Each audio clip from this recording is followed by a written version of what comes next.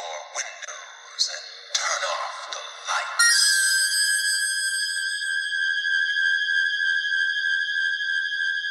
Welcome to Michael Myers Minute. We delve into the 1978 horror classic Halloween 1 minute at a time. I'm your host, Robert Black. The latest Halloween film comes out today, or more accurately, last night. Barring some crazy stalker coming after me, I saw the movie last night, but unless I interrupted a moment to do so from the future, I may not have recorded a quick review in time for this episode, so I will insert one into the next.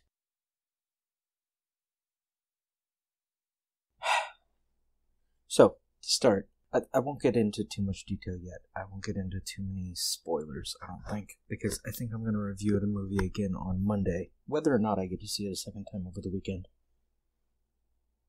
Where to start? For those who have seen the movie, I am currently drinking 2 fingers of whiskey in honor of Michael. As for where to start. I saw the movie with my sisters, Bobby and Brooke. They were in the minutes 1 and 2 months ago. The bad audio. I told my sister Brooke afterward. She asked what I thought, and I'm like, well, the negatives usually pop up first for me, and I have complaints. But I don't want to just sit here and complain, because that's not the point. Let's start. At the zombie panel at the H40 convention this past weekend, Malika Cod mentions that when they cast Danielle Harris, that Rob Zombie didn't know she played Jamie in 4 and 5. In my notes I wrote that I thought the line was always that Zombie was a huge fan of the series, and that's why he made the movie, is because he wanted to bring it back to some roots. But the notion that he didn't know who Danielle Harris was suggests otherwise. Suggests that maybe he knew the first movie, and he knew something of the later ones, that people didn't like them, or that he didn't like the idea of them. And I start with this in talking about the new movie because I'm getting the same impression a little bit about Danny McBride and David Gordon Green. That they're making a new Halloween is more of a gimmick than a love affair. What's my point? I don't think they love the Halloween series. They say they started the script and they included stuff from Halloween 2 and the other movies and tried to figure out how to include Jamie, how to include John, how to get into all the other movies and make it work. And then they're like, it's too convoluted, let's simplify it. I think it was too convoluted because they didn't care. I've said in many episodes of the show how I like the Chaos Comics series. It's not the greatest writing, it's not the greatest art, it's not the greatest story. But there's something in it that suggests a love of the series. Those 3 books exist because someone loved the series and wanted to make sense of it. H2O came out and they said, how do we fix this? How do we make it fit into the series we already love? That's no longer possible with the new movie, of course. No one can put out a comic right now that will make this connect. This movie feels more like they've said along the way, I mean, Mustafa Akkad, yeah, he's beloved by Halloween fans because he kept Halloween going, but part of that was it was a cash cow. Mustafa liked Michael Myers because Michael Myers made money. When Michael Myers stopped making as much money after 6, they had to run with the gimmick, bring Jamie Lee Curtis back. And they do that again in the present, when Rob Zombie movies weren't as successful. I think monetarily the first one did fine, but they weren't as loved. Malika Cod had to try again, and they tried to reset. I was reading just yesterday about different possible stories they were trying to make in the meantime before they came around to this. Or actually, I think before they got to the zombie one even. They were trying to find another way to reset, another way to make a Halloween movie, get one out there in the theaters. Including one about young Michael Myers. What was it called? The Lost Years or something like that. Even though they already covered that in the novelization, they already covered that in Chaos Comics. They already covered that in Sam.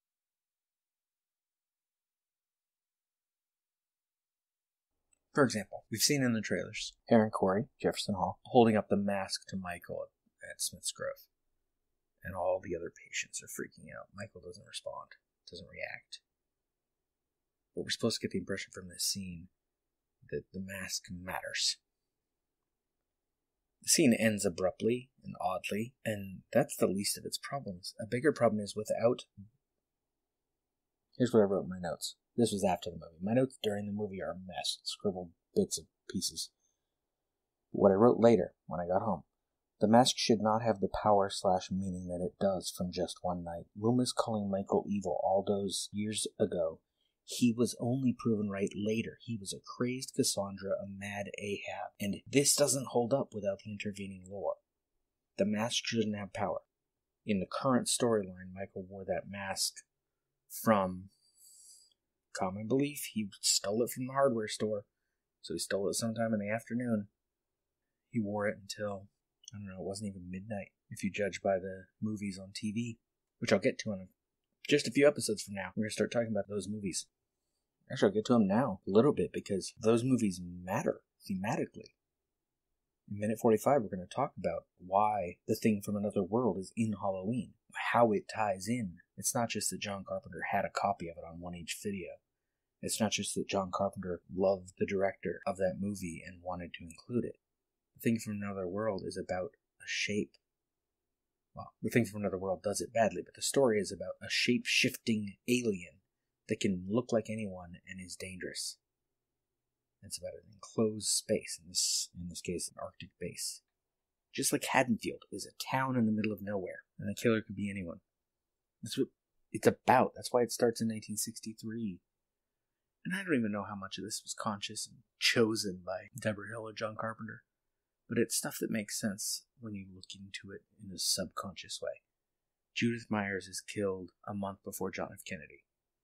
Michael Myers represents the violence of the modern world coming to a small town. I have nitpicky things. Like somehow these podcasters have $3,000 cash to hand over for an interview with Laurie Strode. If I had $3,000 for anything as a podcaster, I don't know, I'd have an actual studio to record in for great sound. Another nitpick, and I pointed this out on Instagram a couple days ago. I saw it in the newspaper clipping from the trailer, or from behind the scenes materials. I don't remember where I first saw it, but the newspaper says Warren County Sheriff's Department. Haddonfield isn't in Warren County. You look at a map of Illinois, there are no counties that are 150 miles across. Warren County, Smith's Grove is 150 miles from Haddonfield. Haddonfield is in Livingston County. In this film, they not only are supposedly in Warren County, the Warren County Sheriff's Department is involved, but then they screw that up when Officer Hawkins refers to, he says he works for Haddonfield Sheriff's Department. So it's not only a geographical mistake, it's a law enforcement mistake. Sheriff's departments don't work like that. Good things. Good nitpicks, or good, I guess they're not nitpicks if they're good. Nits to celebrate. Lack of curbs. I've pointed it out to a couple of my guests, and people didn't think about it. A rural town like Haddonfield shouldn't have so many curbs. In this movie, there aren't. I'm not sure if there were any curbs. Also, the high school has lockers inside. That was when I learned doing this format, looking closely. A high school in Illinois wouldn't have lockers outside. I didn't think of that. I'm from LA, but the movie has it. Although I'm not sure this was planning. I think this was just luck, because where they were in South Carolina is rural. South Carolina's on the coast. They get hurricanes. They get weather we don't get in LA. So they might also build high schools with lockers inside. A couple great things from Laurie. Actually, no, I'm not sure this one's great. Let's go with the great one first. She has a great line. She says to her daughter, "Sometimes I can't tell the difference between your stupidity and your ignorance." I like that line. The other great thing that's also weird, Laurie refers to Michael as the shape. Good thing, there's a great classroom match visually. PJ Souls is the voice of the teacher, of course, talking about fate. I didn't get the specific reference written down because it went too fast. But if I see the movie again, I will try to write that down. And when Andy Manichuk, which character's name, Allison, looks out the window, she doesn't see Michael. She sees Laurie. Oh, that's a minor spoiler. Ooh, sorry. It's a nice visual gag. And it also sets up, they're already setting up that Laurie is sort of the Loomis of this story. She's the Cassandra telling everyone that Michael's coming back, but then the sheriffs believe it. And so it's different from the first one. The same, but different. Which brings me to the big thing I wanted to talk about. And coming back to the movies that are included. The original not only includes The Thing from Another World, but Forbidden Planet, which is about a guy's id coming to life and destroying things, killing people. And I've already said before that I'm forgetting the author offhand right now, but this piece called The Tao of Michael Myers, it's the guy that wrote that. You were thinking about a theory that Michael is Laurie's id, like representative, symbolically, or literally. Here's what they include in this movie. They show a clip from the TV show Voyagers from 1982 and 83. I loved this show when I was a kid. About time travelers. Phineas Fogg, and I don't remember the kid's name offhand. Traveling through time with a weird little clock thing that gets them places. And then Repo Man. I mean, this is funny because in my head I'm thinking that's a clip from Repo Man. Emilio Estevez, and I'm mixing up Repo Man with Free Jack in my head during Halloween tonight. And I'm like, so they put 2 references to time travel, and I'm like, oh no, they put 3, because the first time we see Hawkins, he is playing a pinball machine that is Back to the Future themed.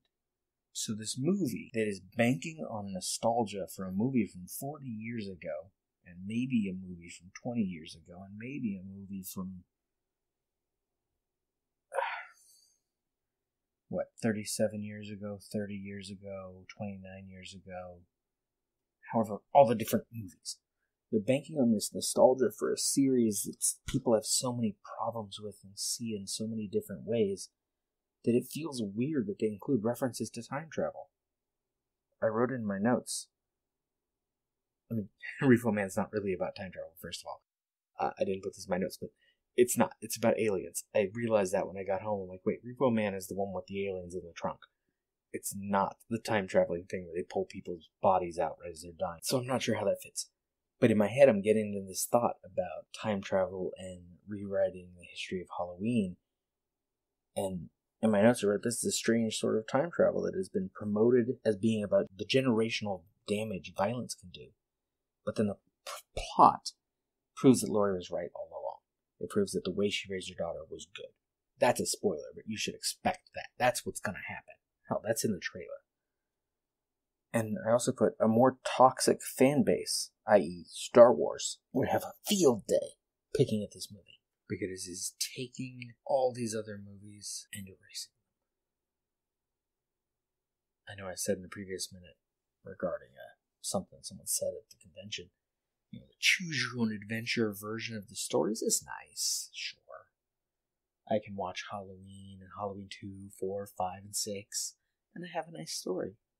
I can watch Halloween, Halloween 2, H2O, and Resurrection. I have a nice story. I can skip past all those and watch the zombie movies. I have a nice story. Or I can watch Halloween and now jump to Halloween, which is weird, title-wise.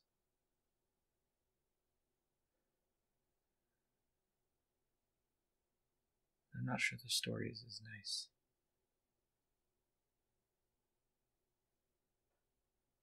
That's it, isn't it? Was it good? Was it good?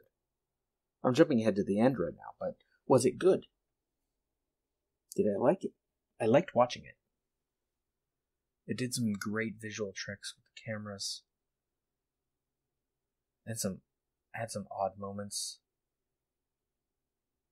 That scene from the trailer where we see the woman look out her window and then Michael comes in behind her inside her house. The setup for that is him outside the window and he crouches down to be reflected in the glass. And I'm picturing Michael crouching down and I'm like, that's weird. I mean, we've seen him that he can sit in a car, but mostly we always see him standing or walking around. Michael crouching seems bizarre. I know they wanted to portray him as human in this movie, but crouching is too human. It's like later he's struggling to lift something, and I'm like, that doesn't feel like Michael. Huh.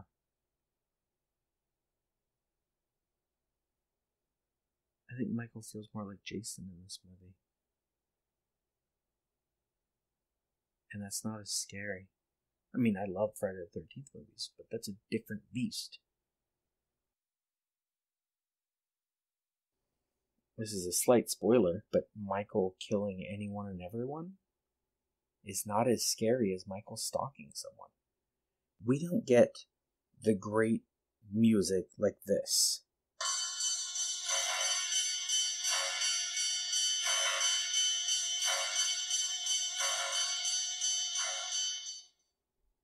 There's almost no chase in this new movie. Despite the fact that Michael kills a whole bunch of people in this movie, this isn't a slasher film. Which is, on some level, okay, because the original Halloween is not really a slasher film either. It's where slasher films came from, but it isn't one. Nice moments, or nice decoration.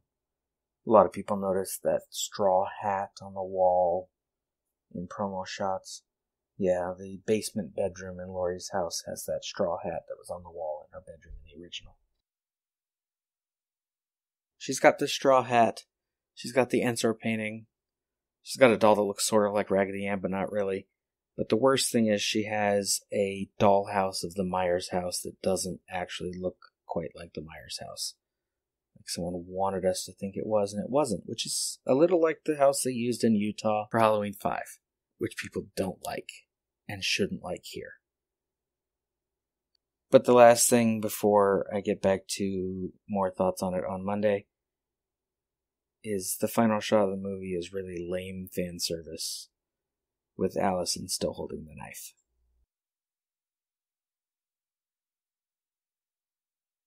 Did I interrupt? I hope so. And I hope the movie and the review were amazing. Anyway, if you just found this podcast recently because the new movie got your interest in all things Halloween peaked, welcome. I am, with the occasional guest, exploring the original Halloween 1 minute at a time. We are on minute 42.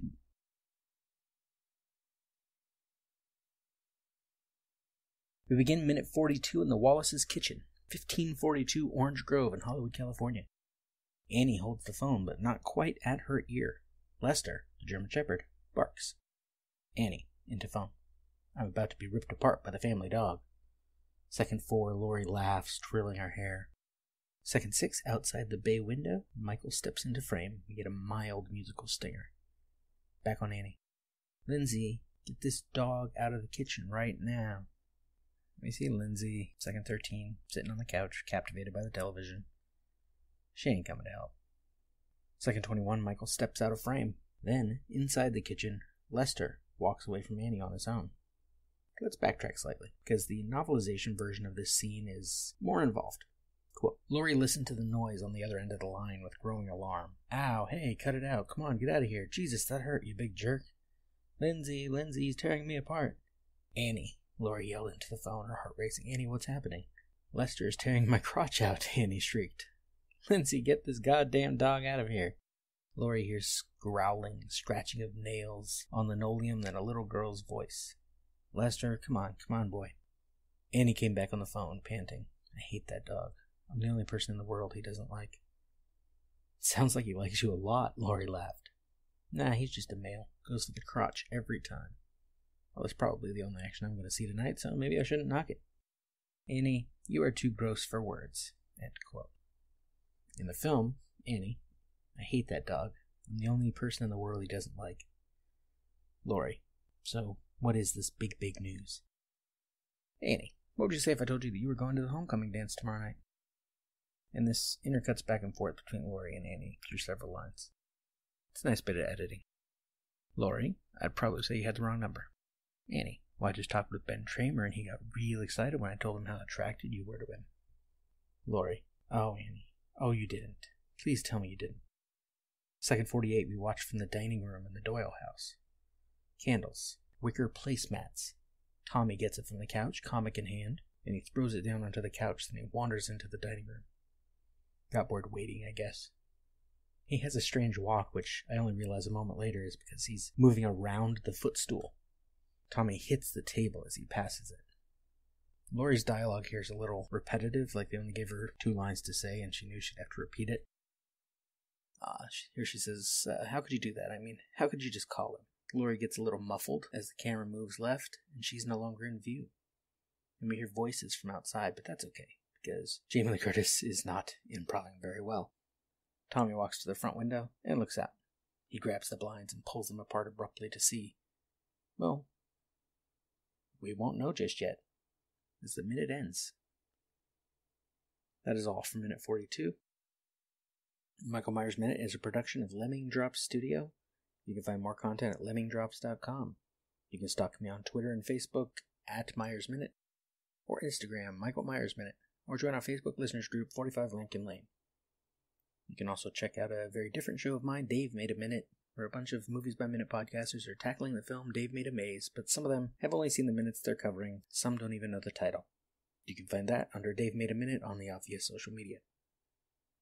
Don't forget to subscribe and leave us a nice review if you like what you hear. Until next time. See you later. Bye. Bye.